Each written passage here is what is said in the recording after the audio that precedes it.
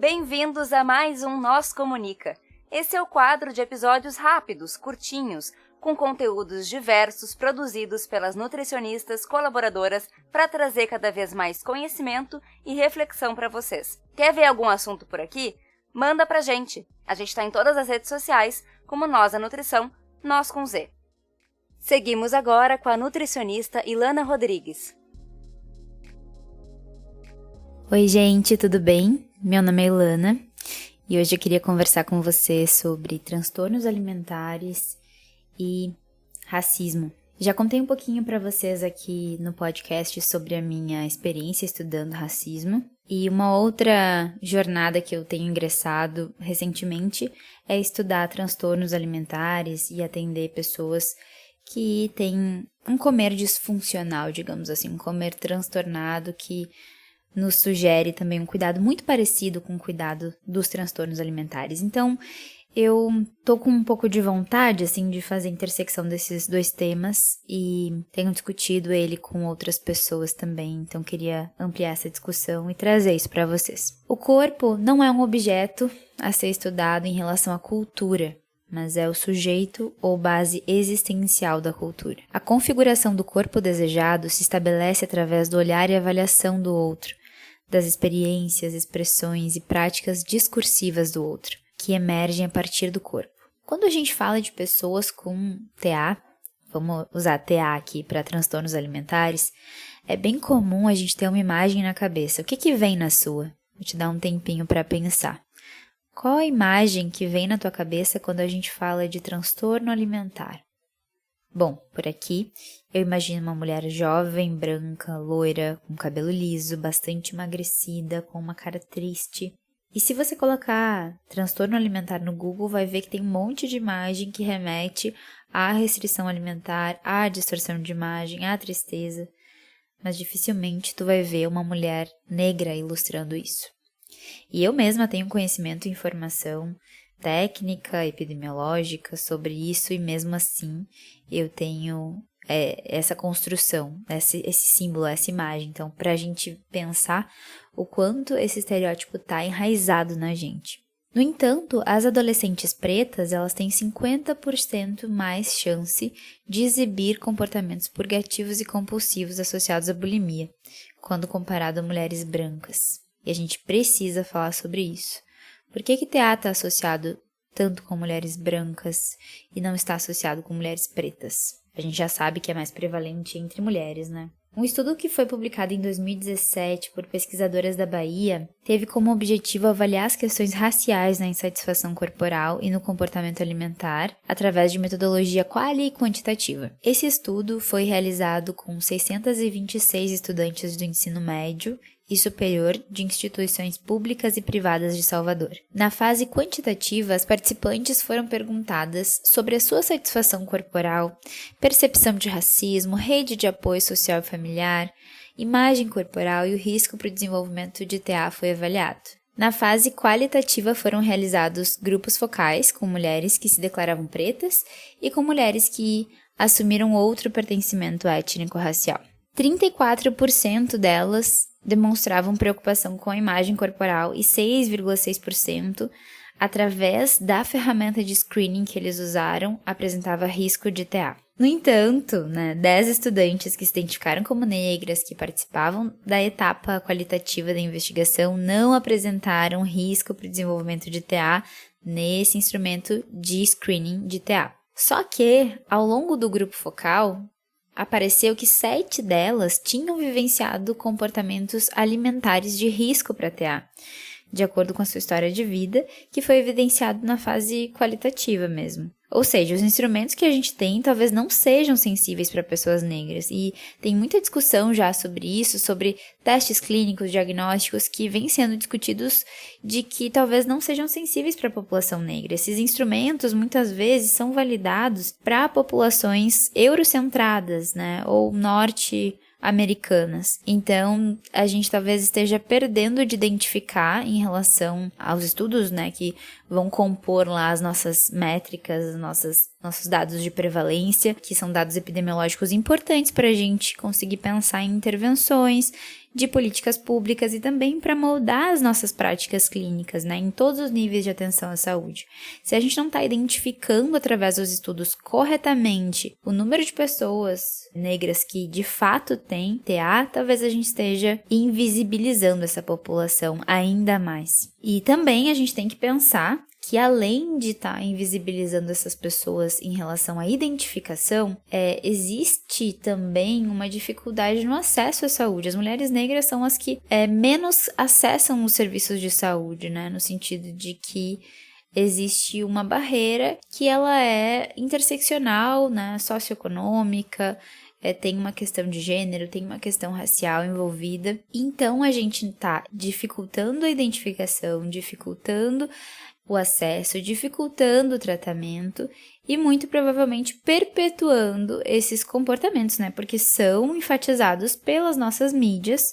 A gente sabe que também mulheres negras são as que estão mais fora de um padrão desejável dentro da nossa sociedade patriarcal, então se deseja cada vez mais moldar o corpo em geral para conseguir chegar num nível de aceitação.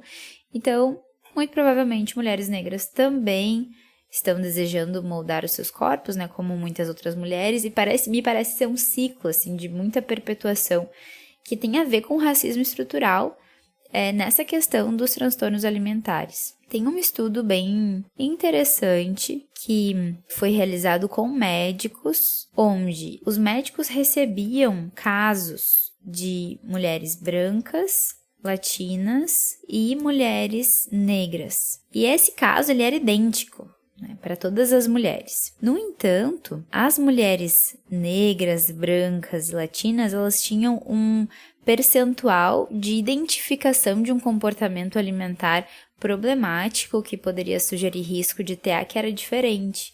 Então, os médicos, em relação ao comportamento alimentar das mulheres brancas, 44% identificou como problemático.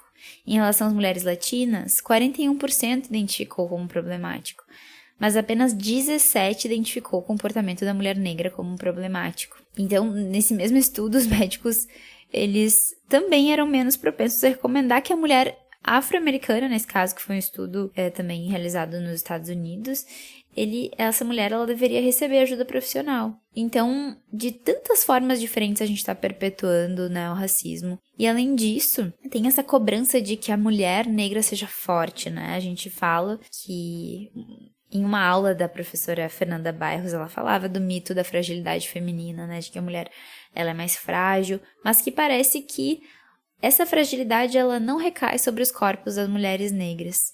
Então, que existe uma cobrança de que a mulher negra é forte, de que ela suporta tudo, né? De que ela aguenta, de que ela trabalha pesado. E a gente tem um histórico em relação a isso. E entre a maioria das garotas negras com risco de transtorno de compulsão alimentar, por exemplo, tem uma sensação de falta de apoio justamente por conta disso, né? Tem estudos que mostram que essas pessoas, elas não sentem que elas são apoiadas, que não tem pessoas que as ouçam quando elas precisam compartilhar problemas, sentimentos, não tem quem aconselhe, quem oriente, como agir em situações difíceis, né? Então, parece que essas pessoas experimentam um sentimento de solidão em muitos momentos. Então, nesse caso, tem uma questão de identificação que é fundamental, né? Na medida em que tu tá enxergando outras mulheres parecidas contigo, com corpos parecidos com o teu, tu desenvolve, não quero usar a palavra resiliência, assim, tem uma crítica a essa palavra em geral, né? Mas tu desenvolve formas de lidar que são menos problemáticas, tu consegue desenvolver formas de lidar com as situações adversas da vida mais facilmente, né? Inclusive com essa questão de aceitação corporal, porque tu vê pessoas parecidas contigo, né? Então, isso é importante, né? Pertencimento a grupos que sejam identificação racial, pertencimento a grupos, sensação de identificação com o outro. Então, tudo isso é bastante relevante, né?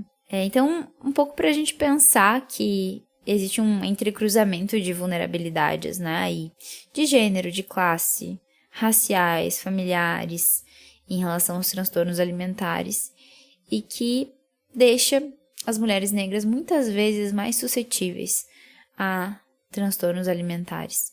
E a gente vê, assim, tem alguns estudos que mostram que a compulsão alimentar ela é mais comum para mulheres negras, entre os transtornos alimentares todos, enquanto que a restrição alimentar ela é mais comum entre as mulheres brancas. Então, parece, né, que esse fenômeno da restrição, ele tem muito a ver também com os modelos que são colocados para as mulheres brancas, que muitas vezes tá na modelo, que é muito magra, e que é esse ideal de beleza, esse ideal do padrão do corpo perfeito. E não é que esse padrão não vá atingir também as mulheres negras, porque algumas delas ainda têm o padrão da mulher negra, o padrão de beleza da mulher negra, né? Que tem a ver com as curvas, que tem a ver com seios fartos, quadril largo. E muitas vezes um peso um pouco maior e que dentro de uma faixa de MC, digamos assim, vamos usar como essa referência.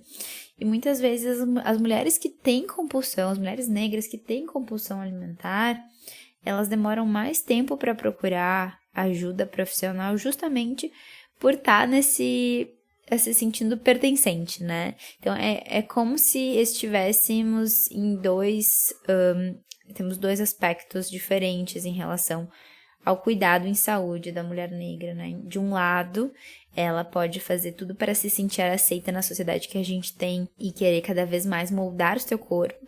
E por outro lado, a identificação com o padrão estético que está ligado à identidade racial também pode colocar ela em risco no sentido de não perceber os problemas relacionados a comportamentos alimentares disfuncionais.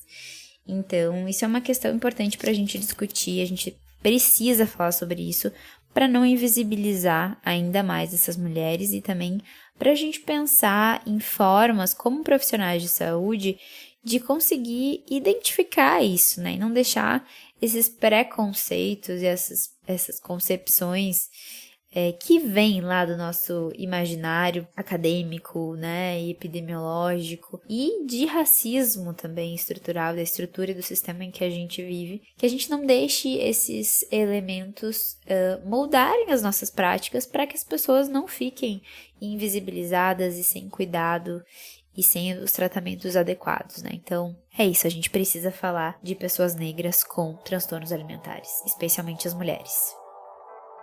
É isso aí, pessoal. Vocês ficaram com mais um Nós Comunica.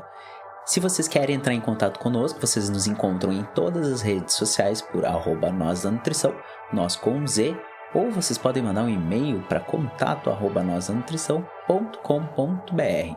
Vocês podem falar conosco ou falar com as Nutris colaboradoras que estão produzindo esse conteúdo sensacional. Entre em contato conosco. Vamos lá. Abraço. Tchau, tchau.